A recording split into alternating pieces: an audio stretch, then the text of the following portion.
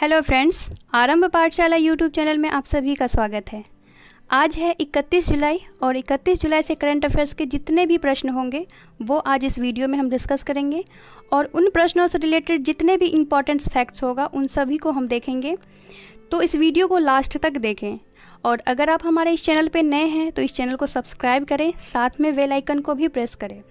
और इस वीडियो के लास्ट में आपसे एक रिवीजन का प्रश्न पूछा जाएगा, उस प्रश्न का आंसर आपको कमेंट बॉक्स में देना है। तो चलिए शुरू करते हैं आज का पहला प्रश्न से। आज का पहला प्रश्न है, world day against trafficking in persons दिवस कब मनाया जाता है? तो इसका आंसर है ऑप्शन नंबर ए 30 जुलाई।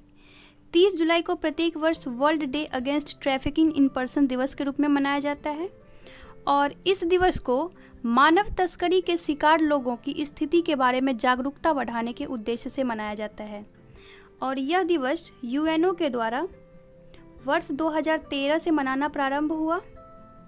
तो चलिए हम अन्य सभी ऑप्शंस को भी देखते हैं। तो 29 जुलाई को प्रत्येक वर्ष जो है मनाया जाता है इंटरनेशनल टाइगर डे, जो कि हाल ही में मनाया गया है, और 26 जुलाई को कारगिल विजय दिवस के रूप में मनाया जाता है। और 28 जुलाई की बात करें तो 28 जुलाई को वर्ल्ड हेपेटाइटिस डे के रूप में मनाया जाता है। तो चलिए नेक्स्ट प्रश्न की ओर चलते हैं। हाल ही में भारत के किस सौर ऊर्जा संचालित नौका ने गुस्ताव ट्रवे अवार्ड जीता है? तो इसका आंसर है option number B Aditya. Aditya Bharat की पहली सौर ऊर्जा संचालित नौका है जिसको कि गुस्ताव ट्रवे अवार्ड प्रदान किया गया है और इसे यह अवार्ड इलेक्ट्रिक बोट्स और बोटिंग में उत्कृष्टता के लिए यह अवार्ड प्रदान किया गया है। तो चलिए हम नेक्स्ट प्रश्न की ओर चलते हैं। हाल ही में premier leagues gold boot football award किसने जीता है? तो इसका आंसर है option number A Jamie Vardy. Jamie Vardy को वर्ष 2019-20 के लिए गोल्ड बूट अवार्ड से सम्मानित किया गया है और जेमी वर्डी जो है वो लिसेस्टर सिटी के लिए खेलते हैं और वे पुरस्कार पाने वाले पहले लिसेस्टर खिलाड़ी भी हैं। जेमी वर्डी इसने 23 गोल किए हैं जिसके लिए इन्हें premier leagues golden boot football award से सम्मानित किया गया है। और अगर हम बात करें अन्य सभी ऑप्शंस की तो क्रिस्टियानो रोनाल्डो वर्ष 2014-15 के गोल्डन बूट विजेता हैं और अगर हम बात करें लुइस मेसी की तो ये वर्ष 2017-18 की गोल्डन बूट विजेता हैं।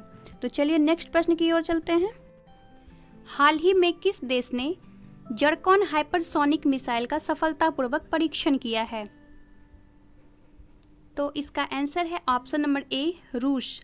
रूस ने एक जर्कॉन हाइपरसोनिक नामक मिसाइल का परीक्षण किया है और इस मिसाइल की जो रफ्तार है वो 17,400 किलोमीटर पर आवर है और इस मिसाइल में जो इंजन का प्रयोग किया गया है वो है स्क्रैमजेट नामक इंजन का प्रयोग किया गया है जो कि हवा में ही ऑक्सीजन का प्रयोग करता है और रूस जो है इस मिसाइल को जो है अपने सेना में 2022 में शामिल करेगा। तो अब बात आई है रूस की, तो चलिए इसको वर्ल्ड मैप पे देखते हैं हम।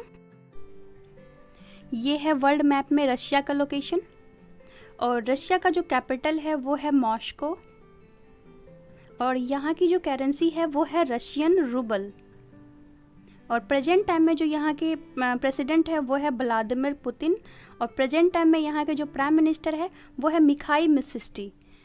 तो चलिए नेक्स्ट प्रश्न की ओर चलते हैं। हाल ही में किस देश के पूर्व प्रधानमंत्री नजीब रज़ीक को अदालत के द्वारा उनके क्रांतिकारी मामलों में 12 वर्षों की सजा सुनाई गई है? तो इसका आंसर है ऑप्शन नंबर डी मलेशिया।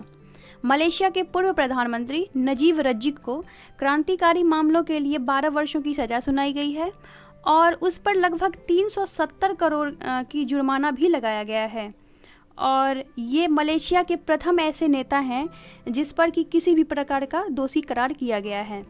और अब बात आई है मलेशिया की, तो चलिए इसको हम वर्ल्ड मैप में देखते हैं। ये रहा मलेशिया का लोकेशन और मलेशिया का जो कैपिटल है वो है कोलालमपुर और कोलालमपुर जो है वो मलेशिया का सबसे लार्जेस्ट सिटी भी है और मलेशिया की जो करेंसी है वो है मलेशियाई रिंगित और प्रेजेंट टाइम में जो यहाँ के प्राइम मिनिस्टर है वो है महाथिर बिन मोहम्मद। एक पॉइंट और याद रखेंगे आप लोग यहाँ से, यहाँ स्थित है सिंगापुर और यहाँ मलेशिया। तो मलेशिया और सिंगापुर के बीच में एक जल संधि स्थित है। उस जल संधि को कहा जाता है मलक्का जल संधि, जिसको कि मलक्का स्ट्रेट के नाम से भी जाना जाता है। और ये हिंद महासागर, इंडियन ओशियन और प्रशांत महासागर, इन दो महासागरों को भी अलग करता है। तो क्वेश्चन में हमेशा पूछता है कि मलक्का जल संधि जो है वो किन दो महासागरों के बीच में स्थित है, तो हिंद महासागर और प्रशांत महासागर। अगर पूछा जाएगा किन दो देशों के बीच में स्थित है, तो मलेशिया और सिंगापुर। तो चलिए नेक्स्ट प्रश्न की ओर चलते हैं। IRCTC ने किसके साथ मिलकर संपर्क रहित क्रेडिट कार्ड लॉन्च किया है? तो इसका आंसर है ऑप्शन नंबर ए, SBI कार्ड्स। IRCTC ने SBI कार्ड्स के साथ मिलकर एक संपर्क रहित क्रेडिट कार्ड लॉन्च किया है। और अब बात आई है SBI कार्ड्स की, तो इससे आप लोग एक पॉइंट्स याद रखेंगे कि हाल ही में SBI कार्ड्स के जो CEO और MD नियुक्त किए गए हैं वो है अश्विनी कुमार तिवारी को। और अब बात आई है IRCTC की, तो इसका फुल फॉर्म भी हम लोग जानते हैं। तो इसका फुल फॉर्म है Indian railway catering and tourism and corporation. तो चलिए नेक्स्ट प्रश्न की ओर चलते हैं। हाल ही में भारत ने किस देश के साथ चिकित्सा और होम्योपैथिक को बढ़ावा देने के लिए एक समझौता ज्ञापन पर हस्ताक्षर किया है? तो इसका आंसर है ऑप्शन नंबर ए, जिम्बाब्वे। भारत और जिम्बाब्वे के बीच में एक समझौता हुआ है और इसके तहत भारत और जिम्बाब्वे के चिकित्सा और होम्योपैथिक की जो पारंपरिक प्रणाली है उसको बढ़ावा दिया जाएगा। तो अब बात आई है जिम्बाब्वे की, तो चलिए इसको हम वर्ल्ड मैप में इसका लोकेशन देखते हैं। ये है अफ्रीका कॉन्टिनेंट की एक कंट्री जिम्बाब्वे, और यहाँ की जो कैपिटल है वो है हरारे, और यहाँ की करेंसी है RTGS डॉलर। और प्रेजेंट टाइम में जो यहाँ के प्रेसिडेंट है वो है इमर्सन मनंगवा। तो चलिए नेक्स्ट प्रश्न की ओर चलते हैं। हाल ही में किस मंत्रालय के द्वारा नॉलेज रिसोर्स सेंटर नेटवर्क का शुभारंभ किया गया है? तो इसका आंसर है ऑप्शन नंबर ए, पृथ्वी विज्ञान मंत्रालय। पृथ्वी विज्ञान मंत्रालय के द्वारा एक नॉलेज रिसोर्स सेंटर नेटवर्क का शुभारंभ किया गया है। और अब बात आई है पृथ्वी विज्ञान मंत्रालय की, तो वर्तमान में जो हमारे पृथ्वी विज्ञान मंत्री हैं वो है डॉक्टर हर्षवर्धन। तो चलिए नेक्स्ट प्रश्न की ओर चलते हैं। हाल ही में मानव संसाधन विकास मंत्रालय का नाम बदलकर क्या रखा गया है? तो इसका आंसर है ऑप्शन नंबर ए, शिक्षा मंत्रालय। मानव संसाधन विकास मंत्रालय का नाम बदलकर अब शिक्षा मंत्रालय रख दिया गया है। तो चलिए इससे रिलेटेड कुछ और पॉइंट्स को हम लोग देखते हैं। तो वर्ष 1985 में हमारे देश के पूर्व प्रधानमंत्री राजीव गांधी के कार्यकाल में शिक्षा मंत्रालय का नाम बदलकर जो था वो मानव संसाधन विकास मंत्रालय कर दिया गया था। अर्थात जो MHRD मंत्रालय है उसका पूर्व नाम शिक्षा मंत्रालय ही था, किंतु 29 जुलाई 2020 को इसका फिर से नाम परिवर्तित करके शिक्षा मंत्रालय कर दिया गया। और एक पॉइंट आप लोग और यहाँ से याद रखेंगे कि भारत के जो पहले मानव संसाधन विकास मंत्री थे वो थे PV नरसिम्हा राव। तो चलिए नेक्स्ट प्रश्न की ओर चलते हैं। तो फ्रेंड्स, ये है आज का अंतिम प्रश्न। हाल ही में प्रधानमंत्री नरेंद्र मोदी के नए निजी सचिव किसे नियुक्त किया गया है?